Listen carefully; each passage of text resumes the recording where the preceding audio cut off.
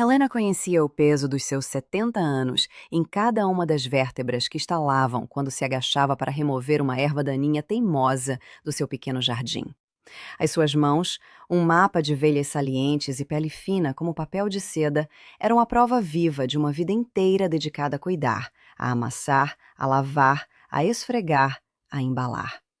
Há 30 anos que o seu coração se tornara uma casa de um só morador, quando a viuvez lhe bateu à porta e nunca mais partiu.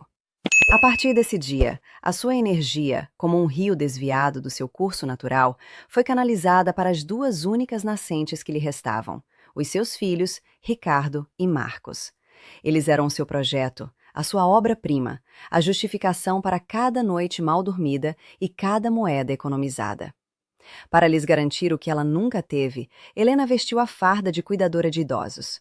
Uma profissão que não escolheu pelo dinheiro, mas pela vocação que desconhecia possuir. Em cada casa que entrava, em cada corpo frágil que ajudava a banhar, em cada história de vida que escutava à beira do leito, ela aprimorava sua arte.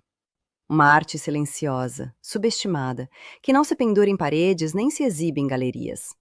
A arte de criar conforto a partir do desconforto, de tecer dignidade nos farrapos da velhice, de transformar um quarto de hospital num santuário de paz. Para Helena, cuidar nunca foi um trabalho. Era a sua respiração, a sua essência, a argamassa que, acreditava ela, mantinha os tijolos da sua família firmemente unidos, inabaláveis contra qualquer tempestade. A casa, um modesto sobrado no subúrbio, era sua concha. Cada divisão respirava suas memórias. A cozinha cheirava perpetuamente a alho, cebola e ao bolo de fubá que esfriava no parapeito da janela. As paredes da sala de estar, amareladas pelo tempo, eram um museu de fotografias emolduradas. Ricardo, na sua formatura, com um sorriso que já denotava a ambição que o consumiria. Marcos, mais novo, mais suave, numa foto de equipa de futebol, com o olhar baixo, como se já ensaiasse a sua futura submissão. Helena acreditava que aquelas paredes eram testemunhas do seu amor incondicional. Um amor que se traduzia em pratos quentes, roupas passadas e uma presença constante que ela imaginava ser o alicerce sobre o qual os filhos construiriam as suas próprias vidas. Ela não percebia, ou talvez se recusasse a perceber, que os seus filhos viam aquele amor não como um alicerce, mas como um degrau. Um degrau que se usa e se descarta, quando já não é necessário para alcançar o próximo patamar. Ricardo, o mais velho, visitava-a cada vez menos. As suas chamadas eram curtas, eficientes, quase transacionais. Traziam-lhe as contas para pagar, os problemas do carro para resolver, as suas frustrações profissionais para desabafar. Marcos, por sua vez, seguia o irmão como uma sombra, espelhando as suas atitudes, as suas desculpas, a sua crescente distância. Eles falavam de investimentos, de oportunidades, de um futuro em que a mãe parecia ser uma peça deslocada, um bibelô sentimental a acumular pó numa prateleira. Naquela tarde de terça-feira, o sol entrava oblíquo pela janela da sala, iluminando as partículas de pó que dançavam no ar. Helena regava as suas samambaias, um ritual que lhe trazia uma paz quase meditativa. O som da água a cair na terra era um murmúrio reconfortante, a única resposta que o silêncio da casa lhe oferecia nos últimos tempos. Foi nesse momento de quietude que a porta se abriu e os seus dois filhos entraram. Ricardo, de fato e gravata, trazia uma pasta de couro debaixo do braço, a sua armadura para as batalhas do mundo corporativo. Marcos, de jeans e camiseta, mantinha o olhar fixo no chão de tacos de madeira, como se o padrão geométrico do piso fosse a coisa mais interessante do mundo. Helena sorriu, um sorriso que lhe enrugou os cantos dos olhos. A sua primeira reação foi de alegria. Uma visita inesperada, uma quebra na monotonia. Meus filhos! Que surpresa boa! Vieram para o café? Acabou de sair um bolo de fubá. A sua voz era um convite, uma porta aberta para a intimidade que ela teimosamente insistia em manter viva. Mas o sorriso de Ricardo era uma linha fina, desprovida de qualquer calor. Ele não se moveu para abraçar. Em vez disso, colocou a pasta sobre a mesa de centro, o som do couro a bater na madeira a ecoar na sala como uma sentença. Não temos tempo para café, mãe. A voz dele era um instrumento afiado, cortando o ar tépido da sala. Ele abriu a pasta e tirou de lá um maço de papéis, presos por um clipe. O gesto era tão formal, tão impessoal, que um calafrio percorreu a espinha de Helena, um pressentimento sombrio que ela tentou ignorar. Precisamos de conversar. Helena pousou o regador. As suas mãos subitamente pareciam trêmulas. Aconteceu alguma coisa? Vocês estão bem? A sua preocupação era um instinto, uma força da natureza que a movia há mais de 40 anos. Ricardo olhou para ela e, pela primeira vez naquele dia, os seus olhos encontraram os dela. Havia neles um brilho gélido, uma determinação que a assustou. A casa foi vendida. Ele disse as palavras como se estivesse a ler um relatório de mercado, sem inflexão, sem emoção. As palavras pairaram no ar, suspensas na luz poeirenta da tarde. Helena sentiu o chão a fugir-lhe dos pés, mas as suas pernas, por hábito e teimosia, mantiveram-na de pé. Ela riu, um riso curto, nervoso. Vendida? Como assim, Ricardo? Que brincadeira é essa? Esta casa é nossa. A palavra nossa saiu da sua boca como uma verdade inquestionável, uma rocha sobre a qual construíra a sua vida inteira. Não. A negação de Ricardo foi um golpe seco, brutal. A casa está em nosso nome desde que o pai morreu. A senhora mora aqui de favor. E agora, esse favor acabou. Precisamos do dinheiro para um investimento. Cada palavra era uma pá de cal sobre a ilusão de Helena. O seu lar, o seu santuário, reduzido a um favor. O seu amor, a sua dedicação, reduzidos a nada. Marcos, finalmente, levantou o olhar. Havia nele uma nesga de culpa, um desconforto que se manifestava num tique nervoso no canto do olho. São negócios, mãe, ele murmurou. A sua voz um eco fraco da do irmão. A gente precisa de evoluir. Hélio era buco. A evolução deles passava por a deixar para trás. Negócios? A sua voz saiu embargada, uma mistura de incredulidade e dor. Eu criei vocês aqui. Lavei, passei, cozinhei, trabalhei noite e dia para vocês se formarem. Isso não conta? As paredes, antes testemunhas do seu amor, eram agora cúmplices da sua traição. As fotos nas estantes pareciam zombar dela, instantâneos de uma felicidade que se revelava uma farsa. Ricardo riu. Foi um som oco, terrível, um som que Helena nunca tinha ouvido antes. Era o som da sua própria criação a virar-se contra ela, a devorá-la. Isso era sua obrigação, não um investimento. A senhora não tem direito a nada. A palavra obrigação atingiu-a com a força de um soco. Toda a sua vida de sacrifício, o seu amor incondicional, reduzido a uma mera formalidade, a uma tarefa cumprida. Ele virou-se para sair, o seu dever cumprido. Mas parou na porta, o seu corpo a bloquear a luz, a sua silhueta a projetar uma sombra longa e fria sobre o tapete desbotado da sala. Pegue uma mala com as suas coisas. O novo dono chega amanhã.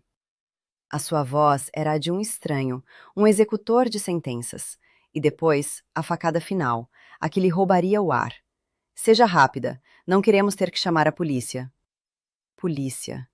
A palavra ecoou na sua mente, absurda, surreal. Chamar a polícia para a mulher que lhes deu a vida, para a expulsar da casa que ela enchera de amor. O choque era tão profundo que a paralisou. Ela ficou ali, de pé, no meio da sua sala de estar que já não era sua, a olhar para o lugar vazio onde os seus filhos estiveram. O cheiro do bolo de fubá agora parecia-lhe enjoativo. O cheiro de um passado que acabara de morrer. Mecanicamente, como um autômato, Helena subiu as escadas. Cada degrau rangia sob os seus pés. Sons familiares que agora lhe pareciam estranhos, hostis. O seu quarto, o seu refúgio, estava mergulhado na penumbra. A colcha de retalhos que fizera há tantos anos, o crucifixo de madeira na parede, o retrato do seu falecido marido na mesa de cabeceira. Objetos que contavam a sua história, uma história que chegara a um fim abrupto e cruel. Ela abriu o guarda-roupa. O cheiro de naftalina e de tempo invadiu as suas narinas. Tirou de lá uma velha mala de tecido, com os cantos gastos e o fecho enferrujado. Uma mala que usara na sua lua de mel há uma vida inteira. Que ironia! A mesma mala que levara para o início da sua felicidade, usaria agora para o início da sua desgraça. Começou a colocar as suas coisas lá dentro, sem pensar, sem escolher. Algumas peças de roupa, as mais práticas, as mais quentes, um par de sapatos confortáveis. As fotografias da mesa de cabeceira, os seus filhos ainda crianças, com sorrisos inocentes que agora lhe pareciam uma mentira. Não chorava. As lágrimas estavam presas em algum lugar profundo, congeladas pelo choque. A sua dor era uma coisa física, uma pressão no peito que lhe dificultava a respiração. Enquanto dobrava uma blusa de lã, a sua mão roçou em algo no bolso do seu avental. Era a sua carteira. Abriu-a. Dentro, algumas notas amarrotadas, o resultado das suas compras no mercado naquela manhã. Contou. R$ 47.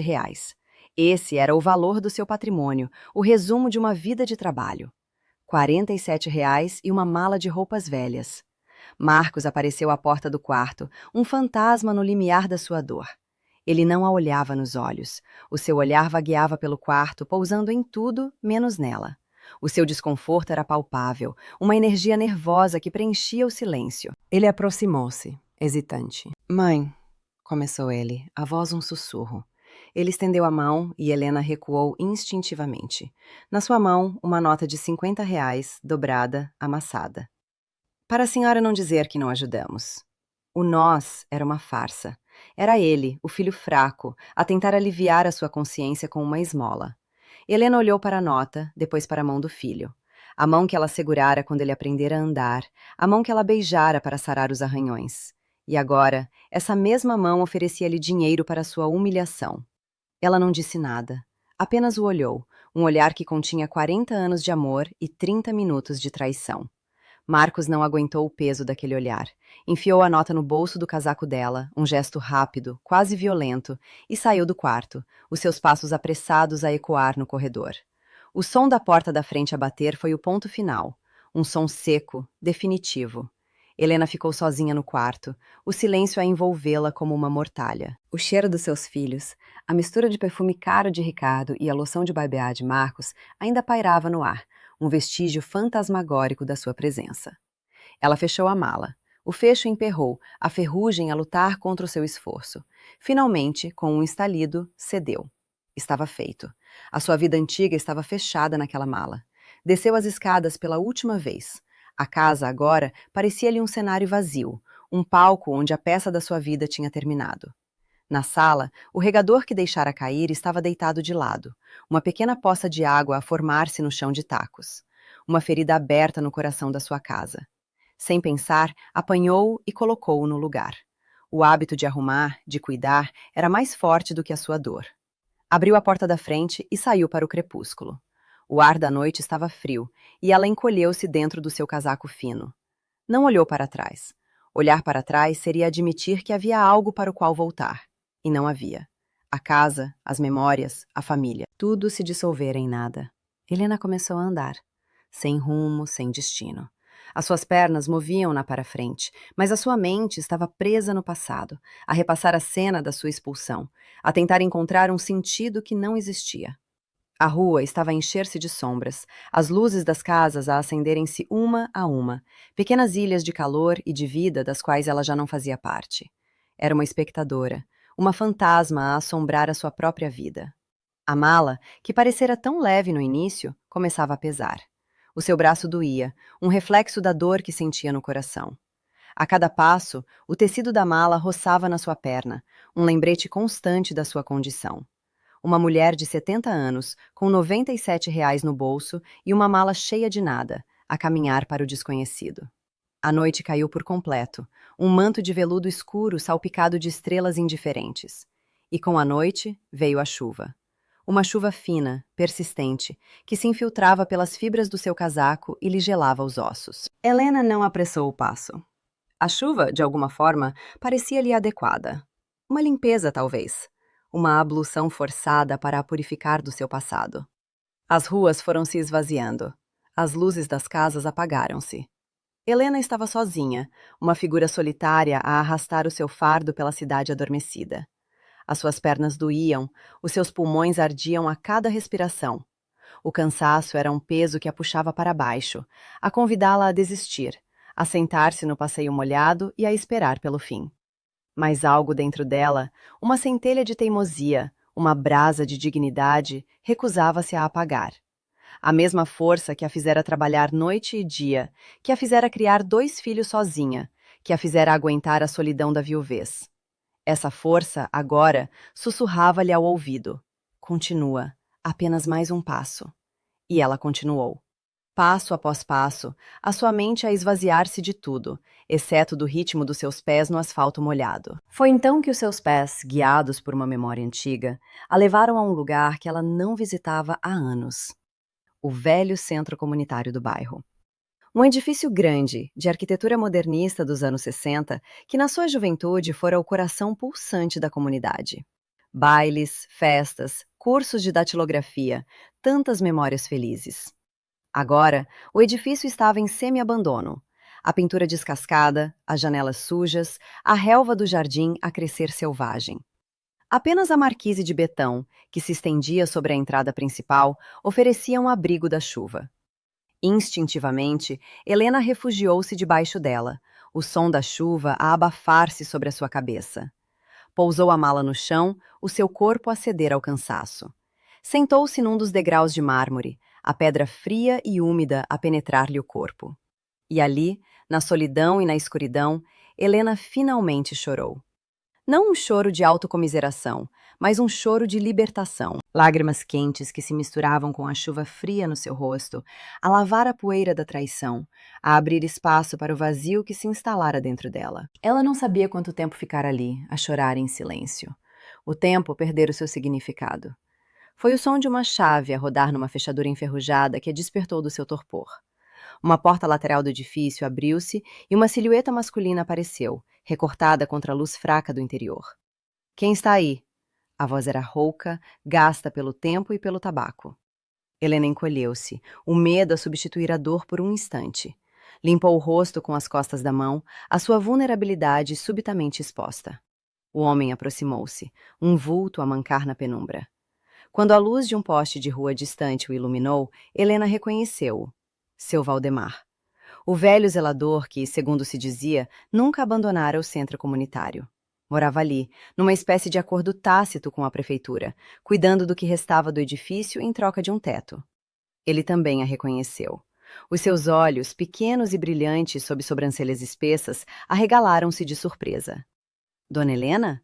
O que faz a senhora aqui a uma hora destas, debaixo desta chuva?" A sua pergunta era simples, direta, mas continha um mundo de compaixão. Helena tentou responder, mas a sua voz era um nó na garganta. As palavras não saíam. Apenas apontou para a mala, um gesto que resumia toda a sua tragédia. Seu Valdemar compreendeu. Ele não precisava de detalhes. A sua longa vida ensinara-o a ler a dor nos olhos das pessoas. E nos olhos de Helena havia um oceano de dor.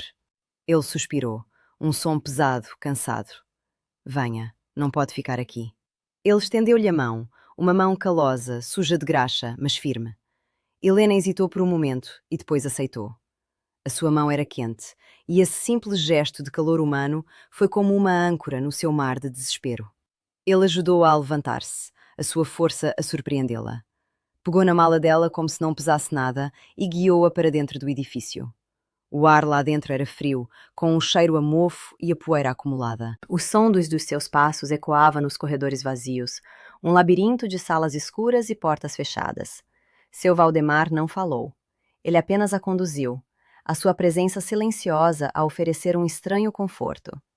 Atravessaram o salão principal, onde outrora os casais dançavam sob o brilho de um globo de espelhos que agora pendia do teto, coberto de teias de aranha. Desceram por um corredor estreito, até uma porta de metal no fundo do edifício. Ele tirou um molho de chaves do bolso e, depois de algumas tentativas, encontrou a certa. A fechadura rangeu, um protesto metálico contra a invasão. A porta abriu-se para uma escuridão total. Seu Valdemar tateou a parede e acendeu a luz. O que se revelou foi um antigo depósito. Um espaço pequeno, sem janelas, com paredes de betão manchadas pela umidade. No canto, uma pilha de cadeiras partidas e material de limpeza velho. O ar era pesado, estagnado, mas estava seco.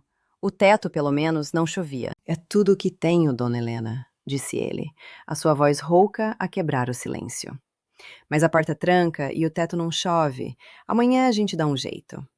Helena olhou para o espaço, para o chão sujo, para as teias de aranha nos cantos, para a única lâmpada nua que pendia do teto. Para muitos, seria uma imagem de desolação, mas para Helena, naquele momento, era um santuário. Uma porta que trancava, um teto que não chovia. Era mais do que ela tinha há uma hora atrás. Seu Valdemar saiu e voltou momentos depois com uma vassoura e uma pá. Entregou-lhes. Fique com a chave, ninguém vem aqui. E depois, como se lembrasse de algo, tirou do bolso um pacote amassado de bolachas de água e sal e uma garrafa de água. Coma alguma coisa, vai se sentir melhor. Ele não esperou por um agradecimento. Apenas se virou e foi-se embora, o som dos seus passos a mancar, a desaparecer pelo corredor. A porta ficou entreaberta, uma fresta de escuridão que convidava ao medo. Helena fechou-a. Rodou a chave na fechadura. O som do metal a encaixar-se foi o som mais seguro que ouvira em todo o dia. Estava sozinha. Naquele quarto frio e sujo. Mas, pela primeira vez desde que saíra da sua casa, sentiu uma nesga de controlo. Ela tinha uma chave. Tinha uma vassoura.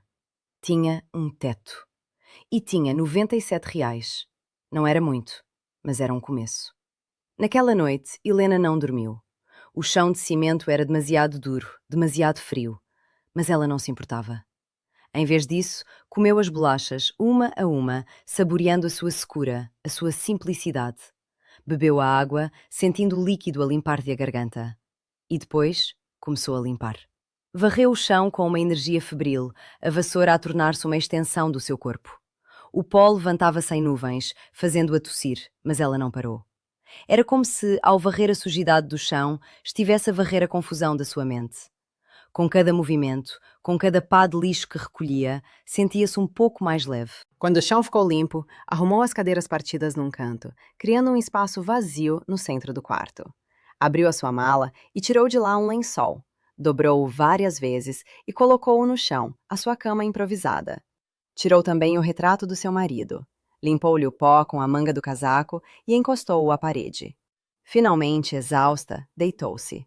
O lençol não fazia muito para proteger do frio do cimento, mas era algo que era seu. Olhou para o teto, para as manchas de umidade que pareciam mapas de países desconhecidos. E pela primeira vez em muitas horas, não sentiu desespero. Sentiu algo diferente, algo que se assemelhava à determinação.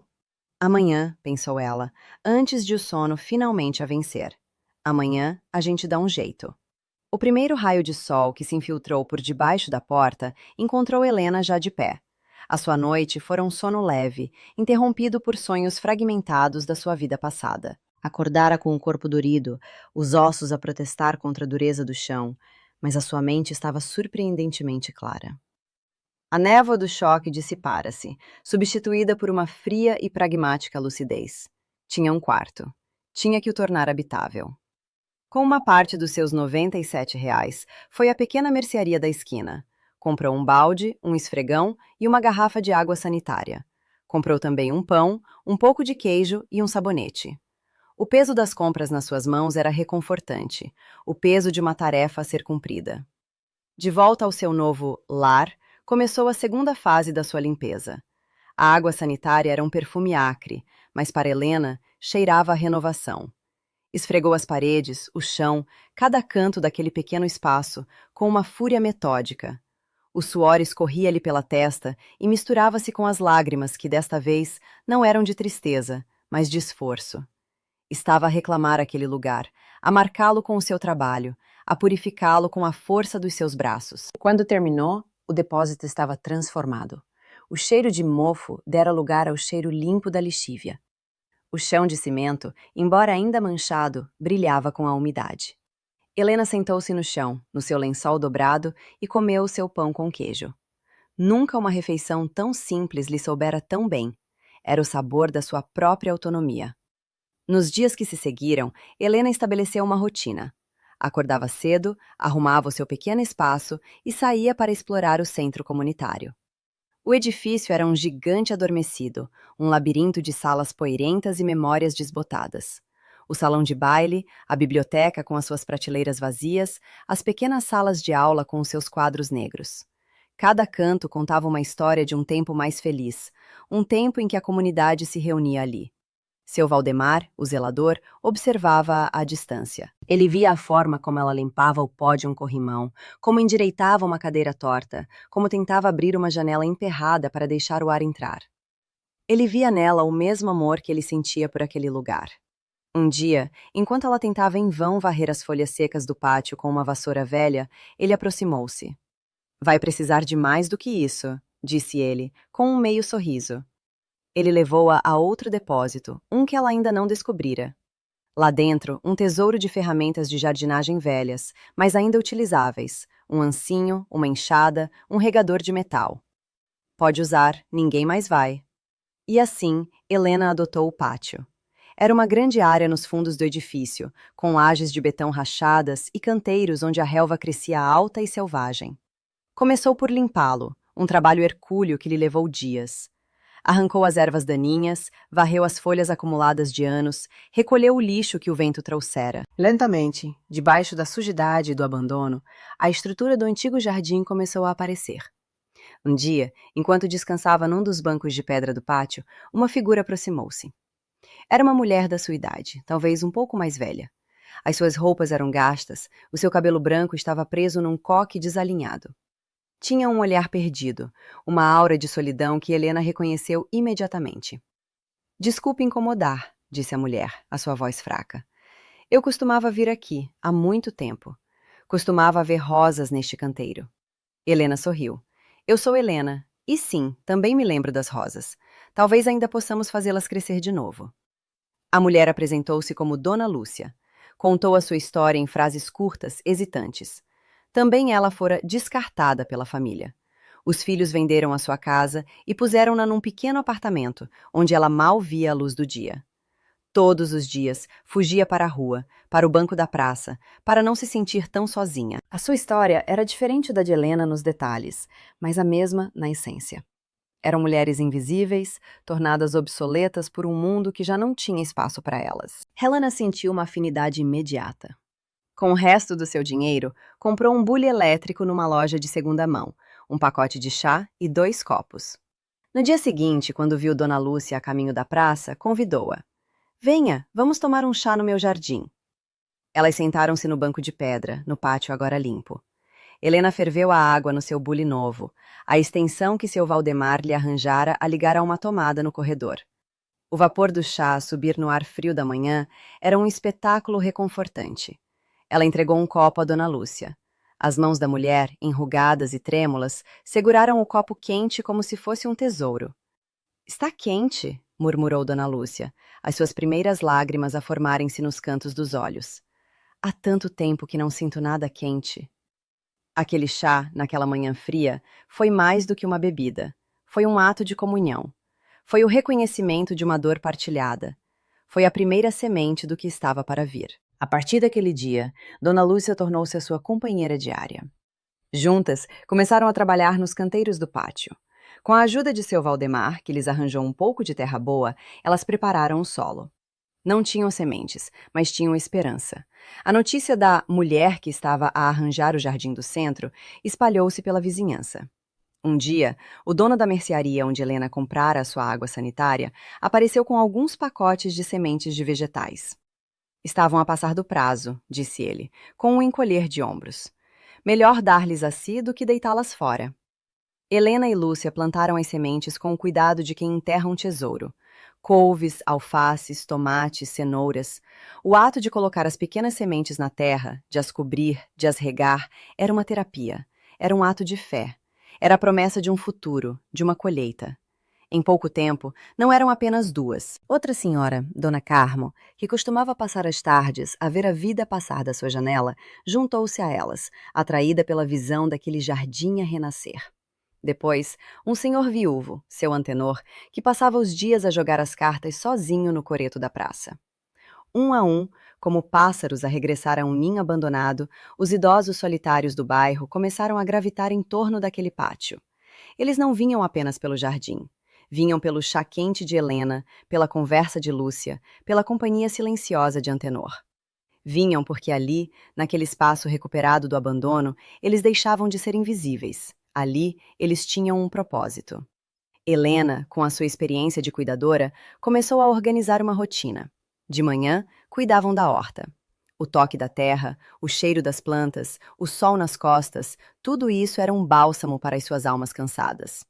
À tarde, sentavam-se à sombra das árvores e conversavam, partilhavam histórias, jogavam as cartas. Juntaram as suas parcas reformas. Com o dinheiro, compraram um fogareiro elétrico e uma panela grande.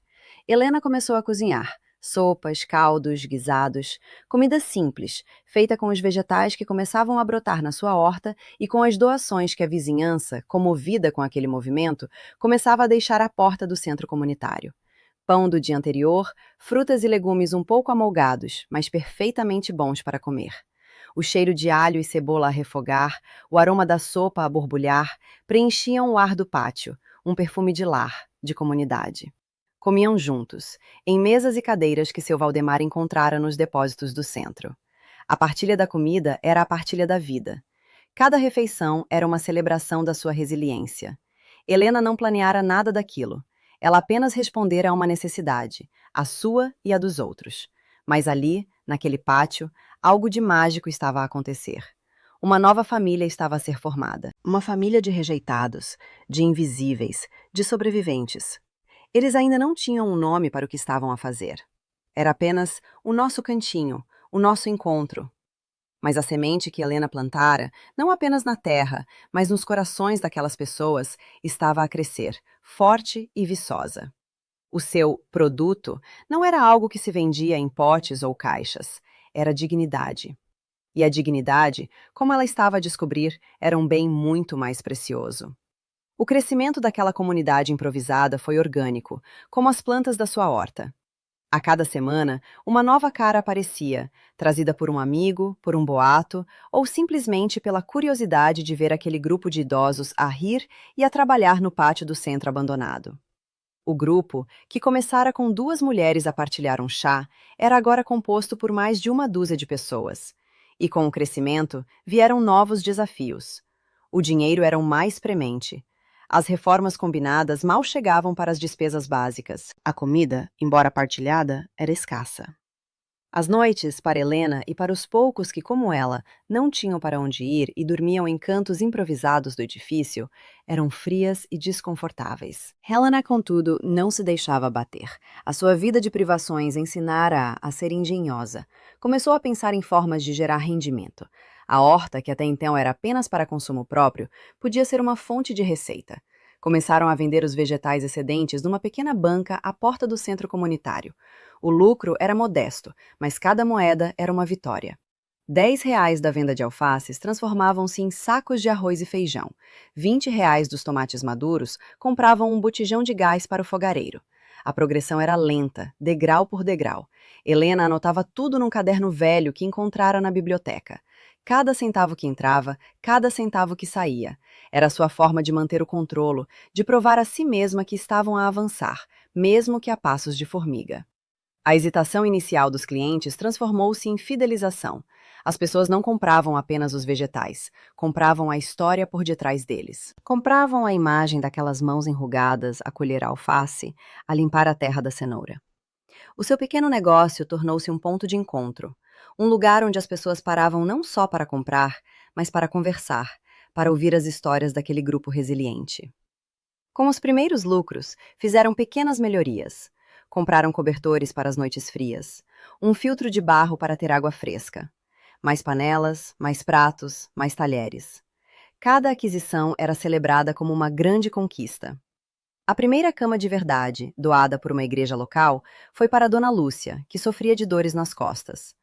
A alegria no seu rosto ao deitar-se num colchão macio pela primeira vez em meses foi um pagamento maior do que qualquer dinheiro. As doações também começaram a aumentar. Roupas, móveis velhos, utensílios de cozinha. A comunidade local abraçara a causa. As pessoas viam o impacto tangível do seu trabalho. Viam a transformação daquele espaço abandonado num oásis de vida e de esperança. Mas o que estavam a construir era frágil. Helena sabia disso. Viviam numa situação precária, à mercê da boa vontade da prefeitura, que até então fingia não os ver.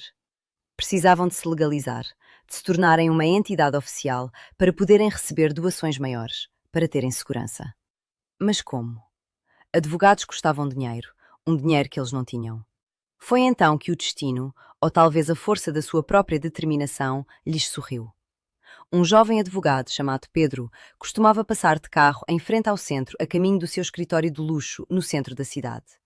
Durante semanas, observou a transformação do pátio, a crescente agitação em torno da banca de vegetais. A sua curiosidade foi mais forte do que ele. Um dia, parou o carro e foi conversar. Helena contou-lhe a sua história. Sem adornos, sem autocomiseração, apenas os factos. Contou-lhe sobre os seus filhos, sobre a sua expulsão, sobre a forma como aquela comunidade nascera da necessidade e da solidão. Pedro ficou profundamente comovido. Ele via nos olhos de Helena a mesma força, a mesma resiliência que vira na sua própria avó, que o criara sozinha.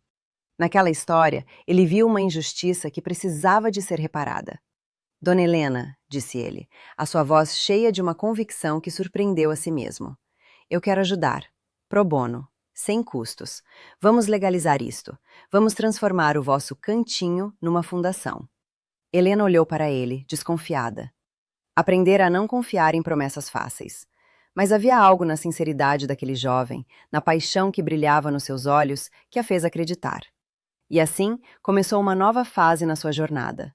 Pedro mergulhou de cabeça no processo de legalização. Passava suas noites a redigir estatutos, a preencher formulários, a navegar pela burocracia labiríntica do sistema. Durante o dia, reunia-se com Helena e o grupo, explicando cada passo, garantindo que a fundação refletisse os seus valores, a sua essência. Foi nesse processo que precisaram de escolher um nome. Muitas sugestões surgiram. Recanto da Esperança, Lar da Terceira Idade. Mas foi seu antenor, o viúvo silencioso, que encontrou o nome perfeito. Deveria chamar-se Abrigo Mãos de Ouro, disse ele, a sua voz surpreendentemente firme. Por causa das mãos da Dona Helena. Mãos que transformam lixo em luxo, tristeza em alegria. Mãos de Ouro. O nome foi aceite por unanimidade. Tinha a simplicidade e a força que os caracterizava. E assim nasceu, oficialmente, a Fundação Abrigo Mãos de Ouro. A legalização foi um divisor de águas. Com um CNPJ, podiam agora receber doações de empresas. Podiam firmar convênios. A primeira grande vitória foi um contrato com uma padaria local, que passou a doar-lhes todo o pão e bolos que não eram vendidos no dia. O pequeno almoço no abrigo transformou-se num banquete. Doações maiores começaram a chegar. Camas, colchões, armários, uma televisão, um frigorífico. O antigo salão de baile foi transformado num dormitório improvisado, mas confortável. As salas de aula tornaram-se oficinas de artesanato. O que era um abrigo improvisado estava a tomar forma de uma instituição. Helena, que até então era a líder informal, foi eleita presidente da fundação. A mulher que fora expulsa da sua casa com R$ 97 no bolso era agora a responsável por um orçamento, por funcionários voluntários, pela vida de mais de 30 pessoas. A sua rotina já não era apenas cuidar da horta e cozinhar. Era gerir, planear, negociar. Ela aprendia depressa, a sua inteligência prática a florescer naquele novo desafio. Mas nunca perdeu a sua essência. Continuava a ser a primeira a acordar, a última a deitar-se. Continuava a sentar-se com os residentes, a ouvir as suas histórias, a segurar as suas mãos. A sua liderança não era de poder, mas de serviço. No entanto, com o sucesso e a visibilidade, veio também a atenção indesejada. O passado, que Helena tentara enterrar debaixo de camadas de trabalho e de novos propósitos, estava prestes a bater-lhe à porta, na forma de um carro importado e de um sorriso de escárnio. Passaram-se meses, talvez um ano. O tempo, para Helena, media-se em ciclos de plantio e colheita, nas novas rugas de riso à volta dos olhos dos seus companheiros, na lenta, mas constante transformação do abrigo Mãos de Ouro. O pátio, outrora um descampado de betão rachado, era agora um jardim luxuriante, um mosaico de verdes e cores que desafiava a decadência do edifício à sua volta. Numa tarde de sol ameno, Helena estava de joelhos na terra, como tantas vezes antes. As suas mãos, que já não eram as de uma senhora da cidade, mas as de uma lavradora, afundavam-se no solo úmido, a arrancar com precisão as ervas daninhas que teimavam em competir com as suas cenouras. Estava rodeada de outros. Dona Lúcia cantarolava uma canção antiga enquanto regava os tomates. Seu antenor, com uma dignidade recém-descoberta, ensinava a um dos novos residentes a arte de fazer um composto. Havia risos, conversas, o som do trabalho partilhado. Uma sinfonia de vida que brotava do abandono. Helena usava um vestido simples, desbotado pelo sol e um avental sujo de terra. O seu cabelo, preso num lenço, escapava em mechas brancas que o suor colava à sua testa. Estava mais magra, a pele do seu rosto curtida pelo sol, mas os seus olhos brilhavam com uma serenidade que ela não possuía há anos. Uma paz conquistada a cada dia com as suas próprias mãos. Foi nesse momento de quase perfeita harmonia que o som de um motor potente rasgou o ar, seguido de uma travagem brusca. Um carro importado, de um azul metálico que feria os olhos, parou junto à cerca de arame que separava o centro comunitário da rua. A música alta, que vazava das janelas abertas, cessou abruptamente. A porta do condutor abriu-se e dele saiu Ricardo, o seu filho. Parecia saído de uma revista de negócios. Fato caro, sapatos brilhantes, o cabelo impecavelmente penteado com gel. Ele encostou-se ao carro, cruzou os braços e ficou a observar a cena no jardim, os seus lábios a torcerem-se num esgar de desprezo. Helena sentiu o seu olhar antes mesmo de o ver. Foi um arrepio na nuca, um instinto primordial que a alertou para o perigo. Lentamente levantou a cabeça. Os seus olhos encontraram os do filho, através da cerca. O tempo parou. Os risos no jardim calaram-se, como se todos sentissem a súbita mudança de temperatura no ar. Ricardo começou a andar na direção da cerca, os seus sapatos caros a pisar com desdém a relva mal aparada do passeio. Ele parou a poucos metros de Helena, o arame a separá-los como a fronteira entre dois mundos. Não acredito, disse ele, a sua voz alta, projetada para que todos ouvissem. Havia nela um tom de escárnio, de incredulidade fingida. A grande matriarca, a rainha do lar, virou a chefe do asilo dos mendigos. A palavra mendigos caiu no silêncio do pátio como uma pedra. Helena viu seus amigos encolherem-se, as suas cabeças abaixarem, a sua alegria momentaneamente roubada. A humilhação não era só para ela, era para todos eles. Helena levantou-se, devagar, sem pressa. Limpou as mãos sujas de terra no avental, um gesto calmo, deliberado. Encarou o filho. Não havia medo nos seus olhos, não havia vergonha. Havia apenas uma frieza que ela não sabia que possuía. Uma muralha de gelo que se erguera para proteger o seu coração e o da sua nova família. Achei que estivesse a ser cuidada por alguma alma caridosa, continuou Ricardo, deliciando-se com o seu próprio veneno. Não a trabalhar como uma indigente. Que espetáculo deprimente! Isso é patético. Ele esperava uma reação. Lágrimas, gritos, súplicas, qualquer coisa que confirmasse a sua superioridade, o seu poder sobre ela. Mas Helena não lhe deu essa satisfação. Ela permaneceu em silêncio, o seu olhar fixo no dele, um olhar que o desnudava, que via através da sua fachada de sucesso e revelava o vazio por dentro. O silêncio dela desarmou-o. Frustrado, ele procurou uma última forma de a ferir, de a diminuir. Enfiou a mão no bolso do fato e tirou de lá uma moeda. Uma simples moeda de R$1. Com um gesto teatral, atirou-a ao chão, perto dos pés descalços e sujos de terra de Helena. A moeda brilhou por um instante ao sol antes de se afundar na poeira. Toma, mamãe, disse ele, a palavra mamãe a pingar sarcasmo. Compra um adubo melhor para a tua hortinha. Dito isto, virou-lhe as costas, como se livrasse de um lixo. Entrou no seu carro de luxo, ligou o motor com um rugido e saiu a cantar pneu, deixando para trás uma nuvem de poeira e o cheiro de borracha queimada. A humilhação pairou no ar, espessa, sufocante.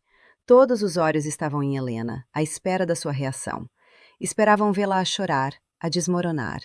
Mas o que viram foi algo completamente diferente. Helena baixou o olhar para a moeda no chão. Ficou a olhá-la por um longo momento. Depois, com uma calma que era quase assustadora, agachou-se e apanhou-a. Não a limpou. Segurou-a na palma da sua mão suja de terra. Levantou-se e olhou para os seus amigos, que a observavam com uma mistura de pena e de admiração. O seu rosto, que a momentos estava tenso, suavizou-se. Um pequeno sorriso formou-se nos seus lábios. Bem, disse ela, a sua voz clara e firme a quebrar o feitiço. Pelo menos o adubo de amanhã já está pago. E depois ela riu. Não uma risada de escárnio ou de amargura, mas uma risada genuína, libertadora. Uma risada que começou no fundo da sua barriga e contagiou o pátio inteiro. Primeiro foi Dona Lúcia, com a sua risada asmática. Depois, seu antenor com as suas gargalhadas graves. Em segundos, todo o grupo estava a rir, uma cacofonia de alegria que afogava a memória da humilhação. Eles riam da absurdidade da situação, riam da pequenez daquele homem rico e da sua moeda. Riam porque estavam juntos, porque eram fortes. Naquele momento, de pé no meio do seu jardim, com a moeda do desprezo do seu filho na mão e o som das gargalhadas dos seus amigos nos ouvidos, Helena não se sentiu humilhada. Sentiu o contrário. Sentiu uma onda de fria e inabalável determinação. A moeda que Ricardo lhe atirara não era um símbolo da sua pobreza. Era um símbolo da pobreza dele. Ele podia ter todo o dinheiro do mundo, mas era um mendigo de espírito, de compaixão, de humanidade. Ela, por outro lado, era rica. Tinha a terra, tinha os amigos, tinha um propósito. Tinha a sua dignidade intacta. Aquele encontro não a enfraquecera, pelo contrário, acabara de lhe dar a força que precisava para o que quer que o futuro lhe reservasse. Ela fechou a mão em torno da moeda, o metal frio a pressionar contra sua pele. Não a gastaria em adubo, guardá-la-ia, como um lembrete. Um lembrete de que o verdadeiro valor de uma pessoa não se mede pelo que ela tem nos bolsos, mas pelo que ela tem no coração. E o coração de Ricardo, ela agora sabia com uma certeza absoluta, estava completamente vazio. 2 anos. No mundo dos negócios é uma eternidade, tempo suficiente para impérios se erguerem e caírem. No mundo do abrigo Mãos de Ouro, foram 730 dias de trabalho árduo, de pequenas vitórias e de um crescimento constante, alimentado por doações, pela venda dos produtos da horta e, acima de tudo, por uma gestão impecável e profundamente humana de Dona Helena. O negócio de Ricardo e Marcos, por outro lado, era um castelo de cartas construído sobre a areia da ganância. O investimento para o qual venderam a casa da mãe era um esquema de alto risco, uma aposta especulativa que no início lhe rendeu lucros vertiginosos. Compraram apartamentos maiores, carros mais velozes, roupas mais caras. Mergulharam num estilo de vida que confundiam com sucesso, sem perceber que estavam a afogar-se em dívidas e em promessas vazias. A queda foi tão rápida quanto a ascensão. Uma mudança no mercado, uma investigação por fraude, um sócio que os traiu. De repente, o castelo de cartas desmoronou. Perderam tudo: o dinheiro, os carros, os apartamentos. Mais do que isso, perderam o respeito, a credibilidade. Tornaram-se párias no mesmo mundo que outrora os aplaudira. Ricardo, o gênio das finanças, era agora um nome numa lista de credores. Marcos, a sua sombra, foi arrastado para o fundo do poço com ele. Enquanto seus filhos desciam ao inferno da falência, Helena construía o seu paraíso a partir do chão. O abrigo Mãos de Ouro floresceu. Com a ajuda do advogado Pedro, conseguiram um financiamento a fundo perdido de uma fundação internacional. Com o dinheiro e com uma audácia que surpreendeu a todos, menos a si mesma, Helena fez uma oferta para comprar o prédio do centro comunitário à prefeitura. A sua proposta não era apenas financeira. Era um projeto social detalhado, um plano para transformar aquele elefante branco num modelo de cuidado humanizado para idosos. A prefeitura, feliz por se livrar de um problema e por ganhar capital político, aceitou. Da noite para o dia, Helena tornou-se proprietária do lugar que a acolhera quando não tinha nada. A mulher que fora expulsa da sua casa era agora dona de um quarteirão inteiro. A transformação do edifício foi a obra-prima de Helena. Cada tijolo, cada janela, cada cor de tinta foi escolhida com um propósito. O antigo salão de baile foi convertido em quartos individuais e duplos, cada um com a sua própria casa de banho adaptada. A biblioteca foi restaurada e recheada de livros doados. As salas de aula tornaram-se consultórios médicos, salas de fisioterapia, oficinas de arte. O pátio foi redesenhado por um arquiteto paisagista voluntário, com caminhos acessíveis, canteiros elevados e uma estufa para proteger as plantas mais sensíveis. O abrigo Mãos de Ouro deixou de ser um improviso, tornou-se uma referência. Recebia visitas de assistentes sociais, de estudantes de gerontologia, de jornalistas. A história de Dona Helena, a mulher que transformou a sua dor numa causa, tornou-se uma lenda local. Mas para os residentes, ela continuava a ser simplesmente Helena. A mulher que lhes trazia um chá quente quando não conseguiam dormir, que sabia o nome de todos os seus netos, que os olhava nos olhos e via não um fardo, mas uma vida inteira de histórias. Numa tarde cinzenta de outono, quando as folhas caíam das árvores no pátio e o ar cheirava a chuva, 2 homens bateram ao portão do agora imponente abrigo Mãos de Ouro. Estavam mal vestidos, as suas roupas de marca agora gastas e sujas. Os seus rostos estavam magros, abatidos, com a barba por fazer. Carregavam nos ombros o peso invisível do fracasso. Eram Ricardo e Marcos. Pediram para falar com a direção. A recepcionista, uma jovem voluntária que não conhecia a história por detrás da fundadora, olhou-os com uma mistura de pena e de desconfiança. A dona Helena está ocupada. Tem hora marcada? Diga-lhe que são os filhos dela, disse Ricardo, a sua antiga arrogância reduzida a um murmúrio. A palavra filhos ainda tinha um certo poder. A recepcionista, hesitante, pegou no telefone. Momentos depois, uma funcionária mais antiga, a fiel assistente de Helena, veio buscá-los. Ela não disse uma palavra, mas o seu olhar era de uma frieza cortante. Ela guiou-os pelos corredores brilhantes e silenciosos do abrigo. Passaram por idosos que liam nos sofás confortáveis da biblioteca, por outros que pintavam na oficina de arte, por um grupo que ria enquanto fazia fisioterapia na piscina aquecida. Cada cena era uma facada no orgulho ferido dos dois irmãos. Este era o mundo que a sua mãe construíra, um mundo do qual eles não faziam parte. Finalmente, chegaram a uma porta de madeira maciça com uma placa de latão que dizia Helena, presidente. A assistente bateu e abriu a porta, fazendo-lhes um sinal para que entrassem. O escritório era amplo e iluminado por uma grande janela que dava para o jardim. As paredes estavam cobertas de estantes com livros e de fotografias. Não as fotos antigas da sua família, mas fotos dos residentes do abrigo, a sorrir, a dançar, a viver. Atrás de uma grande mesa de madeira, a organizar uns documentos, estava sua mãe. Helena levantou o olhar quando eles entraram. Não havia surpresa no seu rosto. Apenas uma calma expectante, como se os estivesse a esperar há muito tempo. Estava vestida com um tailleur elegante, de cor creme. O seu cabelo branco estava perfeitamente penteado. Usava óculos de leitura na ponta do nariz. Era a imagem do poder, da serenidade, do controlo. Ricardo e Marcos congelaram à porta. A visão da mãe, tão diferente da mulher que humilharam naquele mesmo pátio 2 anos antes, foi um golpe mais forte do que a própria falência.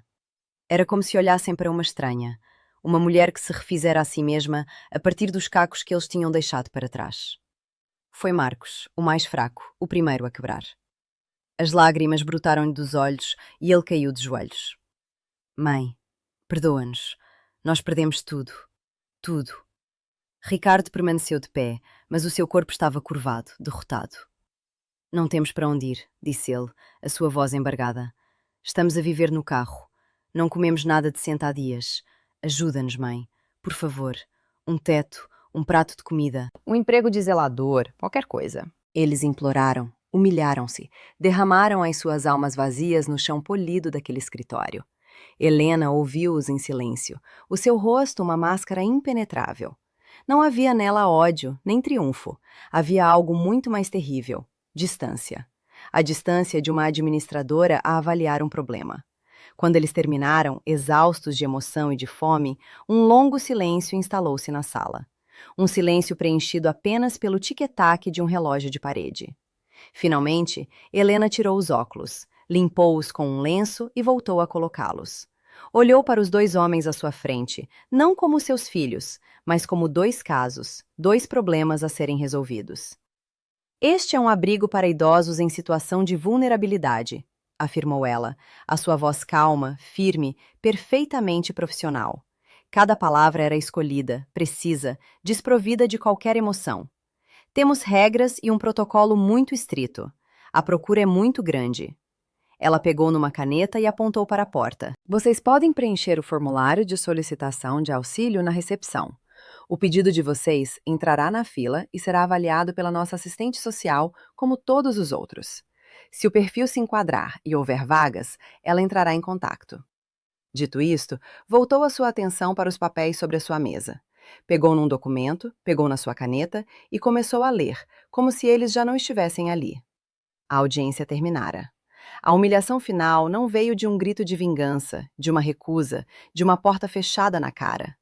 Veio do peso esmagador da burocracia, da caridade impessoal que eles um dia desprezaram. Ela não lhes ofereceu o seu perdão, nem o seu ódio. Ofereceu-lhes um formulário. Eles não eram mais os seus filhos a implorar por redenção. Eram apenas Ricardo e Marcos, 2 nomes numa lista de espera.